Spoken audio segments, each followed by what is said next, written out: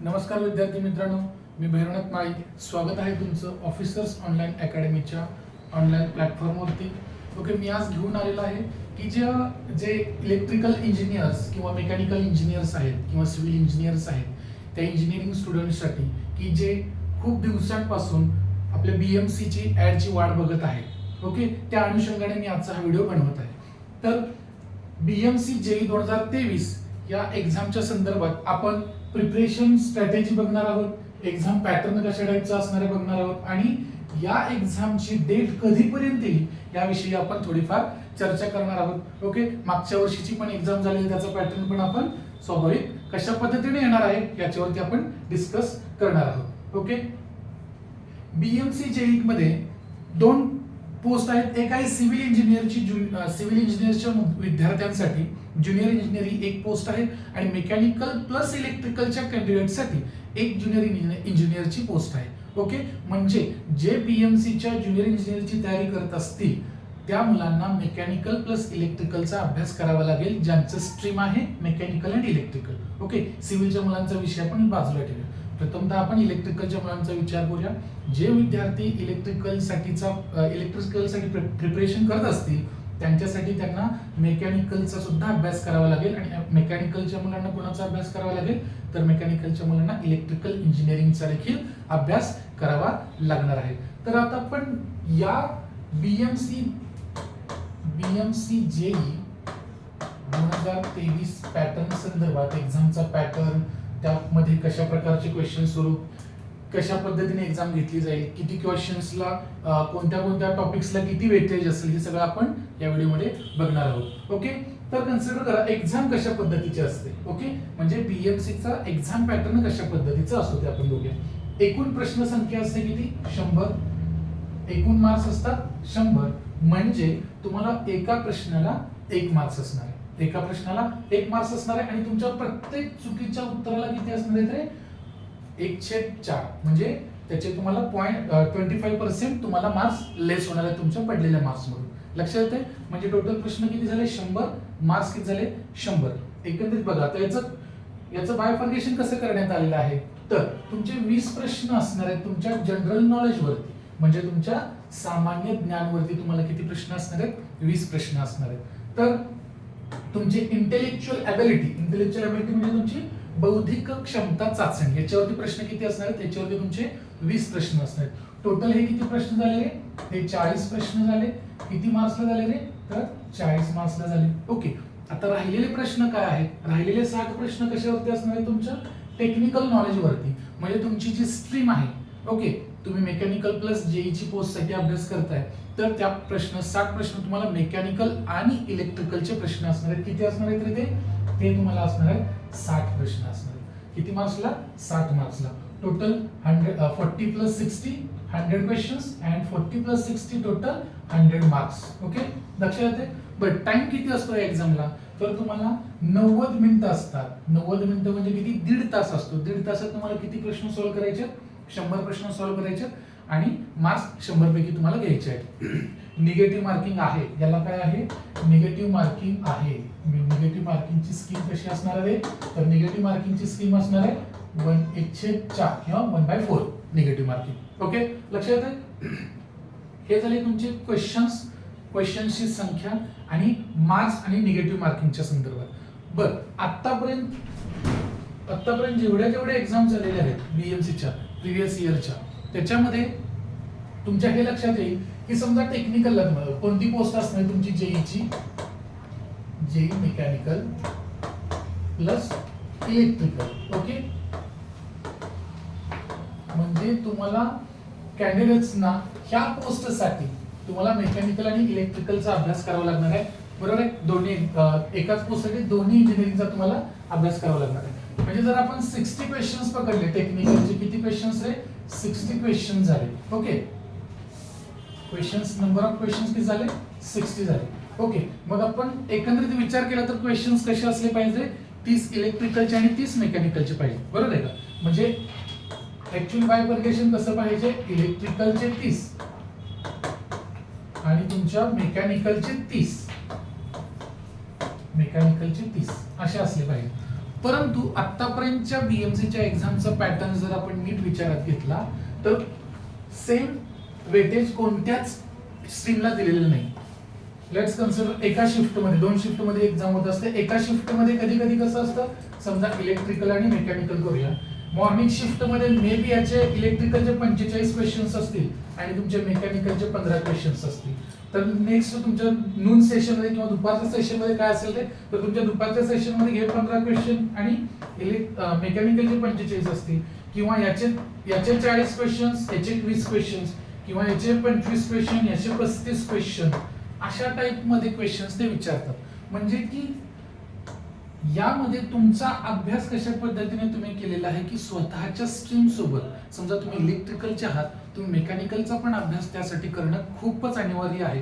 जर या पॅटर्न मध्ये आले, जर तुमचा इलेक्ट्रिकल स्ट्रीम तुमची आहे आणि जर तुम्ही फक्त इलेक्ट्रिकल करून गेलात आणि फक्त मेकॅनिकल त्यामध्ये जास्त विचारले असतील 45 क्वेश्चन, तर हे तुम्हाला खूप जड जाणार आहे. रिझल्ट तुम्हाला आउटपुट याच्यातून खूप निगेटिव्ह आउटपुट येणार आहे. ओके, त्यामुळं 30/30 असा पॅटर्न येईल याची शक्यता खूप कमी आहे. याच्यामध्ये एका स्ट्रीमचे क्वेश्चन्स जास्त असतात आणि एका स्ट्रीमचे क्वेश्चन्स कमी असतात. लक्षात आलं एकंदरीत. म्हणजे तुम्हाला दोन्ही इंजिनिअरिंगचे दोन्ही तुम्हाला सब्जेक्ट 1 by 1 करायचे आहेत. ओके, आता ज्यावेळेस तुम्ही स्ट्रॅटेजी आखणार आहात तर या अनुषंगानेच आखायची आहे.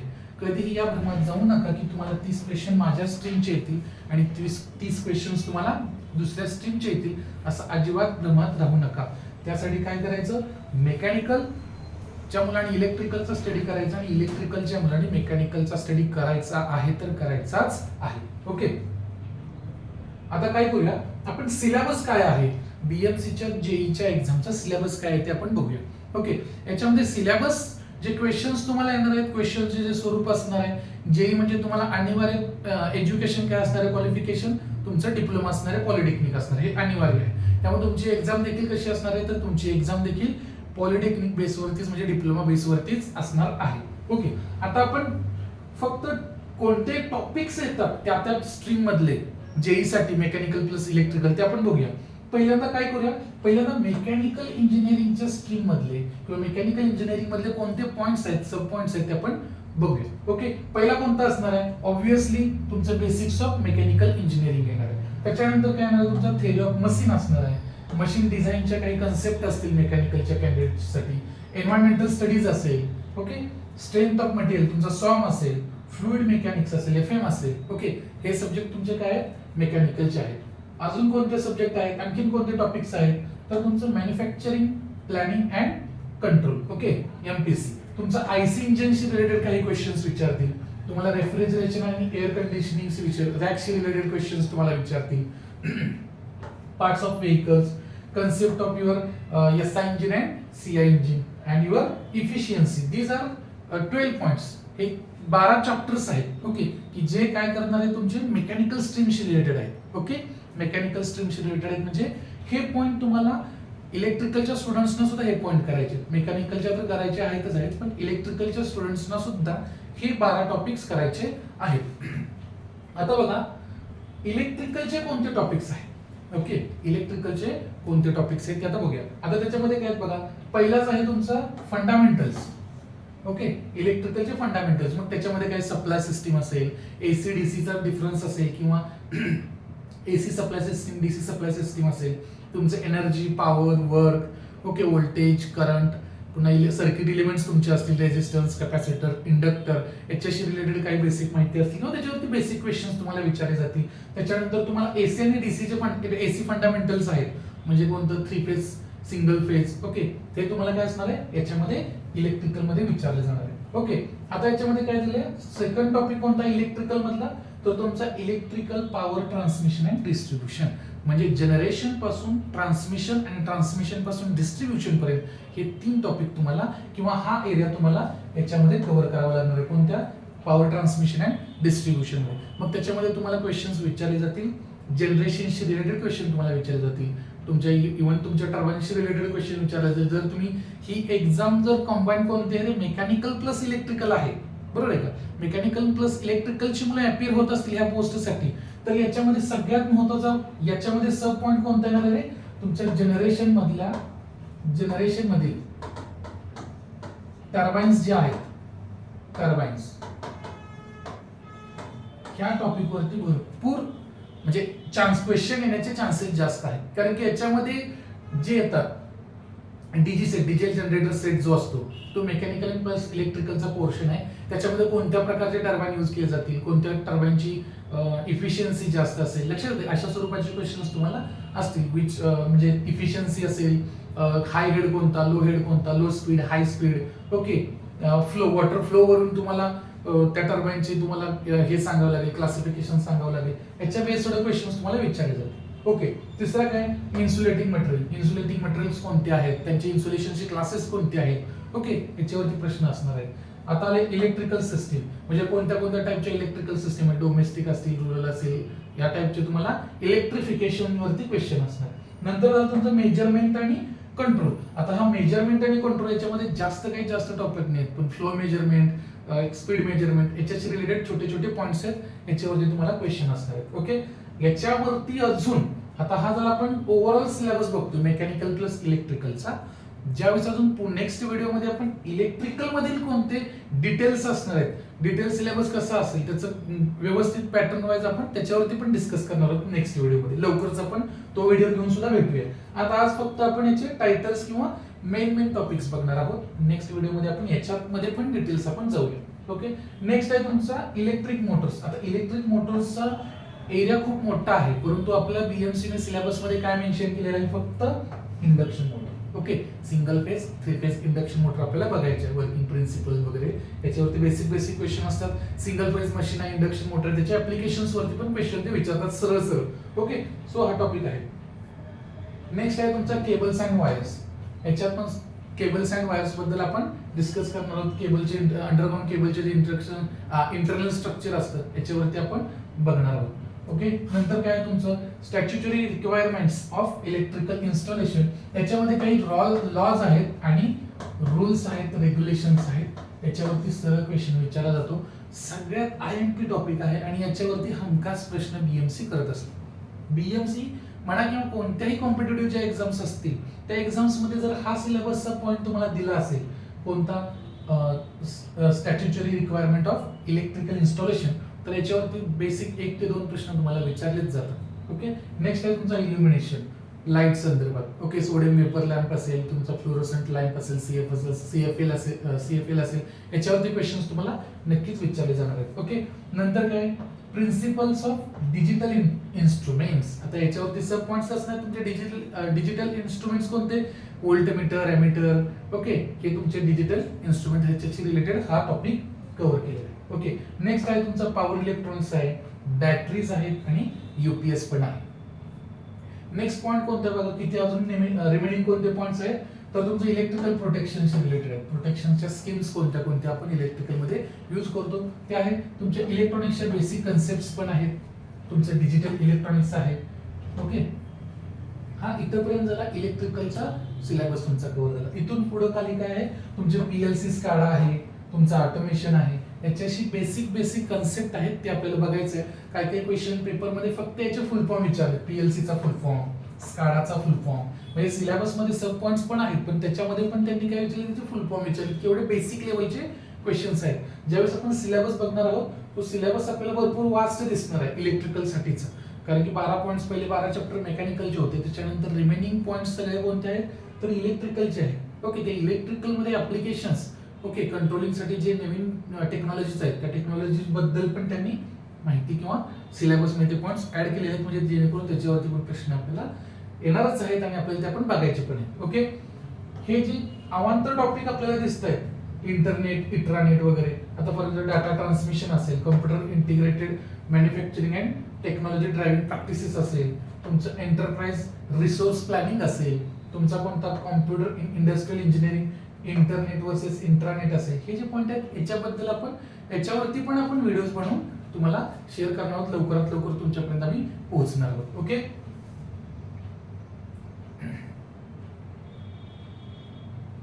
हा झाला होता आपला मेकॅनिकल प्लस इलेक्ट्रिकलच्या सिलेबस पॉइंट झाले. ओके, इलेक्ट्रिकल प्लस मेकॅनिकलचे सिलेबस पॉइंट झाले. आता आपल्याला बघायचं काय आहे, ओके, आता एवढे आपण या व्हिडिओमध्ये आपण काय काय बघितलं आहे, तर सुरुवातीला आपण चेक बघितलं आहे की एक्झामचे कशा प्रकारचे पॅटर्न असतील, म्हणजे 100 क्वेश्चन्स. ओके, 100 क्वेश्चन्स असतील 100 मार्क्सला. ओके, त्याचं बायफर्गेशन आपण बघितलं, 20 प्लस 20 प्लस 60. बरोबर आहे का, 20 प्लस 20 प्लस 60 असं बघितलं होतं. बरोबर आहे. आता याच्यामध्ये काय आहे, आता याची एक एक्झाम, आता एक्सपेक्टेड डेट काय असेल एक्झामची किंवा रिक्रुटमेंटची, तर याची एक्सपेक्टेड डेट असणार आहे ऑगस्ट महिन्यात किंवा ऑगस्टच्या एंडिंग पर्यंत ही तुम्हाला येऊन जाण्याची दाट शक्यता आहे. कोणता, ऑगस्ट 2023च्या महिन्यामध्ये या BMC जेईची जी ऍड आहे ती ऍड येण्याची दाट शक्यता कधी आहे, तर ऑगस्ट 2023 मध्ये येणार आहे. याच्या संदर्भात जी माहिती असेल, नवीन काही इन्फॉर्मेशन असेल, ते आपण लवकरच तुमच्यापर्यंत येऊन पोहोचणार आहोत. ओके, पॅटर्न परत एकदा बघूया आपण काय बघितलं होतं याच्यामध्ये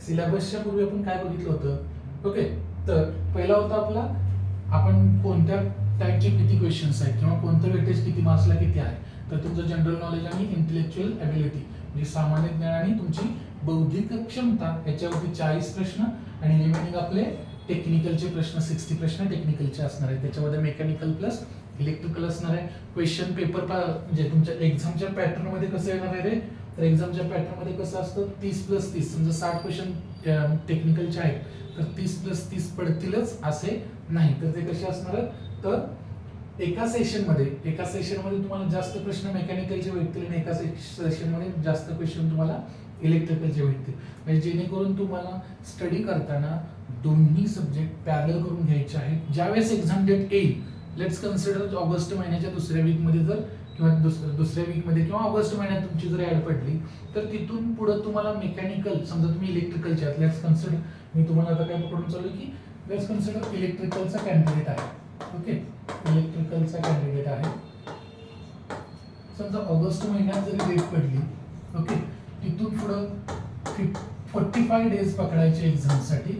ओके, 45 डेज मध्ये तुम्ही स्वतःचे इलेक्ट्रिकलचे कधी करणार, ओके, आणि प्लस मेकॅनिकलचे एवढे 12 टॉपिक जे दिलेले आहेत ते कधी तुम्ही संपवणार. सो बेस्ट ऑप्शन आत्ताच ऍड येण्यापूर्वीच प्रत्येक स्ट्रीमच्या कॅन्डिडेटनी आपल्या स्ट्रीम सोबत, इलेक्ट्रिकलच्या कॅन्डिडेटनी इलेक्ट्रिकलच्या स्ट्रीम सोबतच मेकॅनिकलचे सुद्धा चॅप्टर्स किंवा नोट्स प्रिपेअर करायला चालू करायचं आहे. ओके, याच्या संदर्भात आपण बॅच पण लॉन्च करणार आहोत मेकॅनिकल प्लस इलेक्ट्रिकलची, की जी 1 तारखेपासून आपल्याला 1 जुलैपासून सुरू करणार आहोत. किती तारखेपासून, 1 जुलै.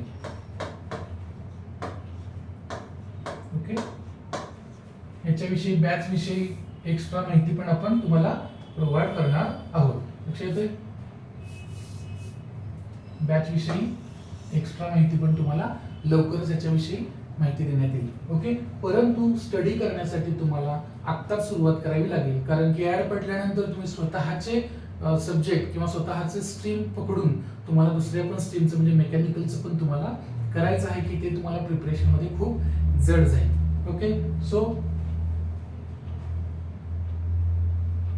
तयारीला आत्ताच लागा तुम्ही आणि तुमच्या स्ट्रीम सोबत दुसऱ्या स्ट्रीमचा अभ्यास करायला चालू केल्यानंतर आपण काय बघितलं होतं याच्यामध्ये, तर याच्यामध्ये आपण बघितलं होतं की सिलेबसचे सगळे पॉईंट बघितले, मेकॅनिकलचे कोणते आहेत आणि इलेक्ट्रिकलचे कोणते आहेत. ओके, आज आपण बघितलं आहे की एक्झाम पॅटर्न बघितलं आहे, क्वेश्चन्स म्हणजे क्वेश्चन किती वेटेज, कोणत्या स्ट्रीमला किती वेटेज आहेत हे पण बघितले आपण. त्याच्यानंतर आपण क्वेश्चन्स कसे विचारले जातील याच्यावरती पण डिस्कस केलं.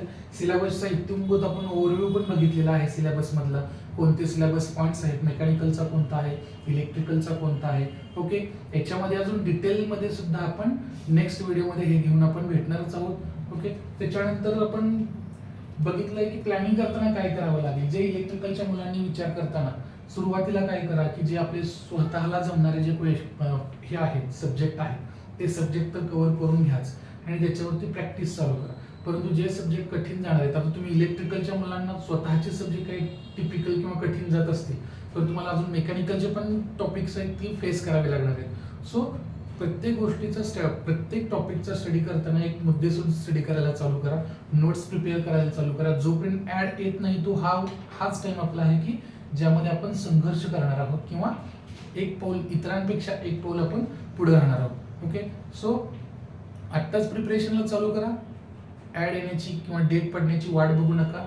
आणि लवकरच आम्ही जी आपल्या ऑफिसर्स ऑनलाईन अकॅडमीच्या ऑनलाईन प्लॅटफॉर्मवरती आपण एक बॅच लॉन्च करणार आहोत. ते बॅच लॉन्च, त्या बॅच ॲड करायला किंवा बॅच जॉईन करायला पण विसरू नका. ओके, की जेणेकरून तुमच्या प्रिपरेशनच्या तयारीमध्ये आम्ही तुमच्यासोबत प्रॉपर स्ट्रॅटेजी घेऊन तुमच्यासोबत आम्ही असणार आहोत. ओके, तर आपण तोपर्यंत मी इथंच थांबतो आणि नेक्स्ट व्हिडिओ घेऊन मी तुम्हाला नक्कीच भेटेन. तोपर्यंत bye, goodbye, take care and be prepared.